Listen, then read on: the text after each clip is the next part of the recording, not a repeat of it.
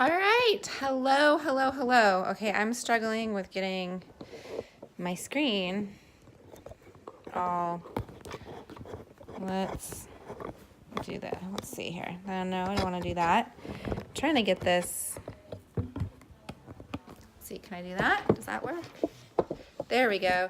Hi there. How are you? Welcome to today's live Life with Herpes. I am Alexandra Harbushka. I'm excited to be here with you. Today it's Friday. It's Good Friday, actually. So welcome. So I want to touch base. Hi, good. I'm glad you're good. So I want to touch base. Basically let you know what Life with Herpes Live is. I'm really good. I'm really, really good. Thank you for asking. Just got back from bar, did a bar class, and I am ready for Friday. So I am Alexandra Harbushka. I'm the founder of Life with Herpes. It is an online community. It's a blog, it's a podcast, it's a YouTube channel, obviously, because you're here. But like I said, most importantly, it is an online community for people living with herpes. So we have a ton of resources, ton of information. If you are just newly diagnosed or if you've been diagnosed for years, you can still hop on over, learn something, or give your knowledge to other people. The way that Life with Herpes Live works is it's your opportunity to ask questions about your diagnosis. Hi from the Netherlands. Wow, awesome. It's an opportunity for you to ask about your diagnosis, symptoms, outbreak prevention, what diet, how to tell your partner, all sorts of fun stuff. So I'm gonna just pull up some questions that I got earlier. So one of the questions is, for those of you with HSV1, how often are you getting outbreaks? Gosh, I'm all crooked here. Let me see if I can, there we go.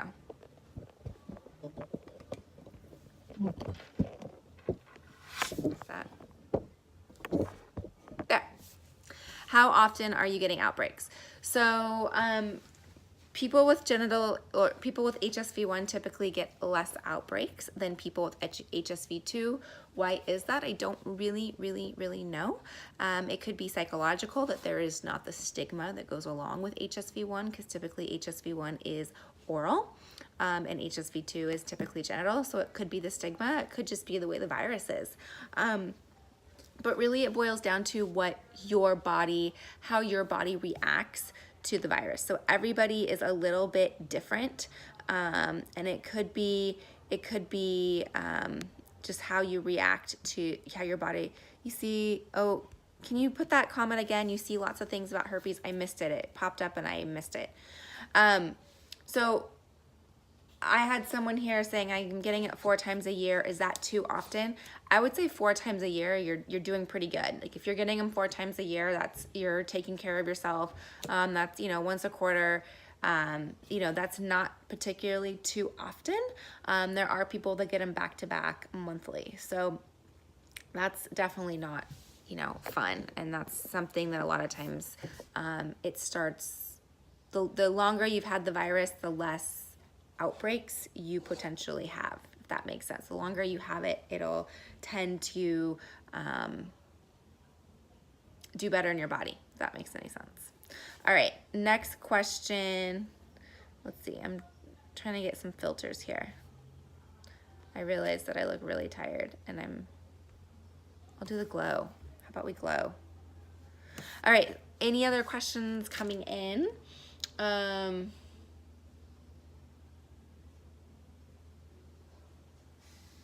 Another question I got here is, when people get reoccurring outbreaks, what does it normally feel like? Is it just an itchy pimple, like a bump? Is there pain? How long does it take to heal? Okay, so the outbreak symptoms are different for everybody. Some people don't know when they're getting them, and some people are like, oh, no, I totally know when I'm getting it. It's fatigue, it's an itch, it's a burn, I'm grumpy. So just know that for everybody, it's a little bit different. The common ones are flu-like symptoms. So if you have, your flu-like symptoms, swollen lymph nodes, the achies, the brachies, could potentially have a little bit of a fever. But those are common. then a lot of people might get an itch down there, and they might get itchy. Other people might get like a burning sensation. So everyone's a little, you've seen a lot of videos online about herpes, and they said they can be cured. Okay, I'll answer that. So yeah, there's just a lot of different symptoms that can be said. The point is you'll get to know your own, and they might be different. So you might not notice anything, and then all of a sudden have an outbreak, like see a pimple, or not a pimple, but a cut, a blister. You may have a couple days of lymph nodes being swollen, being run down, being fatigued, and then you get it. So everyone has a little bit different, and the longer you have it, the more you'll be able to tell what it is. The people online claiming they can cure herpes, unfortunately, at this point, I believe that they're selling snake oil. It's not accurate. So the virus itself cannot be cured. Once a virus enters our body, we have it for the rest of our life. So people claiming that the virus will be totally removed and this is gone and blah, blah, blah, blah, blah is false. So I want you to remember that it is false. You can't get rid of a virus ever. That technology, once you get a virus enters your body, you have it for life.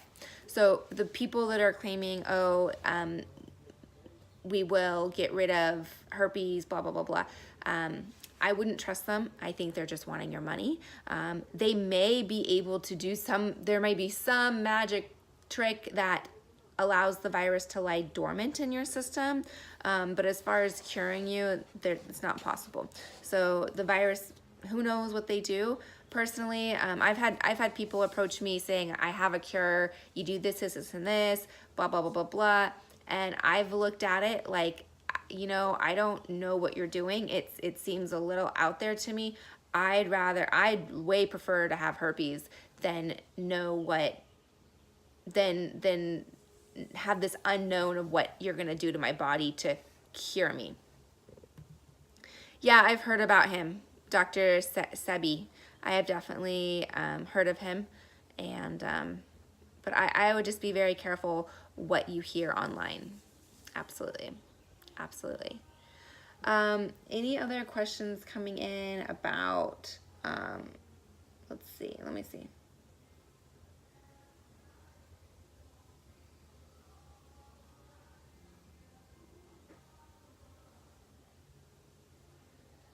No, I did not try as medicine. Like I was saying, it's something that I don't know. I don't trust it.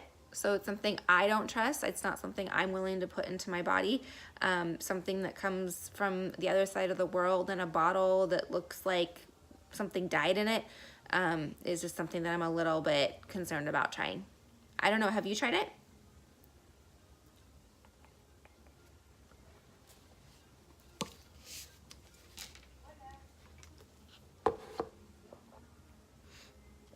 I live in San Diego and I live in Las Vegas. Okay, what else?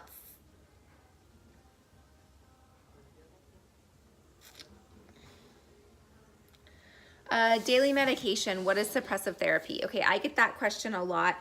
People ask me, I've been getting outbreaks back to back, or I was just diagnosed, or what do I do?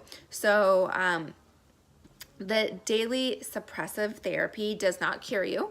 Back to cures, it does not cure you. What it does is it allows the virus to lie dormant in your nervous system. So if you have HSV1, it lies dormant kind of in your neck, jaw area. If you have HSV2, it lies dormant down your spinal cord. That really is nothing you need to know. It lies dormant. Taking the antiviral, it promotes that. It keeps it in that state. That does not mean that you are cured. It does not mean that you're free of outbreaks. It just means that you're either going to cut back the chance of your outbreaks or outbreaks for a long period of time. So, for example, I was on the daily antiviral for 3 years, and in those 3 years, I had 1 outbreak. So it was pretty good. I had no issues, whatever. So it was great for me. I was on it for 3 years. I decided to get off of it because I wasn't getting outbreaks often enough to be on it, just for me. But everybody's a little bit different. A lot of women get them monthly around their period. If you're newly diagnosed, you get them back to back to back, you know, give your immune system a break. Every time you get an outbreak, it's difficult on your body. It's you know, it's like getting a cold back to back to back. You have to recover. It takes time, all that. So keep that in mind. But yeah, it's definitely something that you would want to talk to your doctor about, and you would need a prescription for. My camera keeps moving. It's like I'm struggling with this right now. Okay.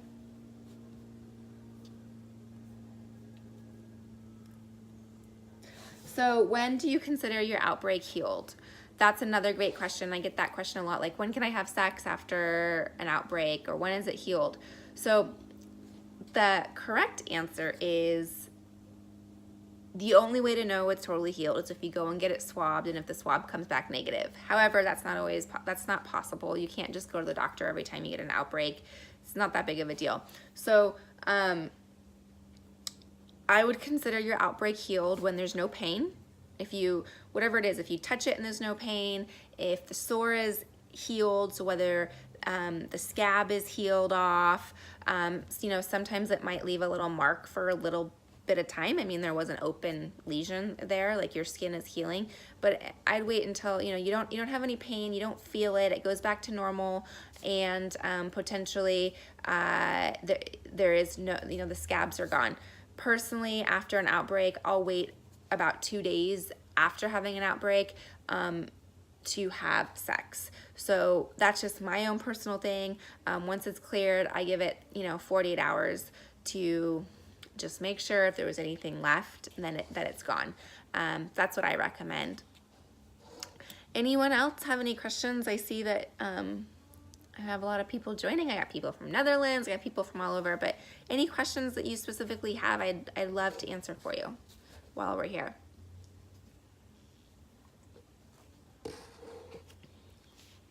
Nope, not yet. Okay.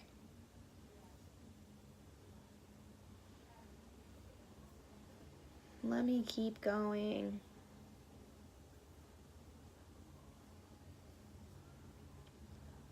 Okay, what are some lysine foods? What are some arginine foods that are good for people or bad for people with herpes? So a quick 101 on lysine and arginine. I go really into detail on the Life with Herpes blog.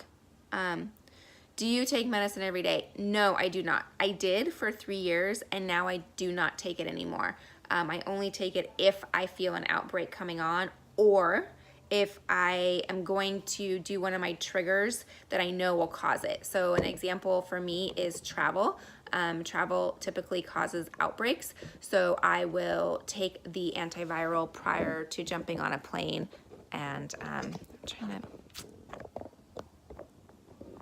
prior to jumping on a plane so that I don't get outbreaks. But back to lysine and arginine, I do go full into detail with it on the Life with Herpes blog. So if you just head on over to lifewithherpes.com, you can go to the blog and you could search lysine, arginine, it'll pop up in the search engine. But anyways, you really want to do your best to avoid high arginine foods. You still can have them in your diet. You still can enjoy them. Things that are high in arginine are alcohol, caffeine, or not necessarily high in arginine, but alcohol and caffeine don't necessarily help your immune system. Things like chocolate, things like coconut, things like sugar, things like refined foods, you know, processed, that's all high in arginine, and things that may not be good for you. And so you just want to, nuts are one of the biggest things of arginine.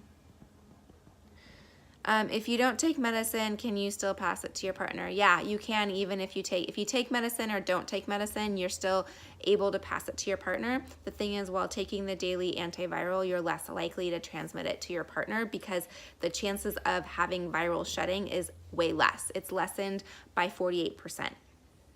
So it is helpful if you are in a relationship where a partner does not have herpes and you do, for you to take the daily antiviral to do your best to prevent transmitting it. I don't get outbreaks often enough, I feel, and my husband is well aware. So if I feel like I have one coming on, I just let him know. And I must not shed often. I don't know. There's no way for me to know how often I shed. So yeah, he's, I guess, been lucky. I don't know. He just hasn't gotten it. But we are careful. I mean, we communicate. Yes, I can still transmit it. Absolutely. Absolutely. But back to the lysine and arginine, it is something to look at. You can take lysine supplements that can increase the lysine in your diet that can help prevent outbreaks or help you clear up your outbreak when you have it. I definitely take lysine daily. It's important to me to take that. I also do my best to eat high lysine foods. So those are a couple things that I do. But yeah, back to transmission, antiviral. The antiviral protects, lessens the transmission rate to 48%. So you are still at risk of transmitting herpes to your partner if you're on it, but it also is pretty good protection. You know what I mean?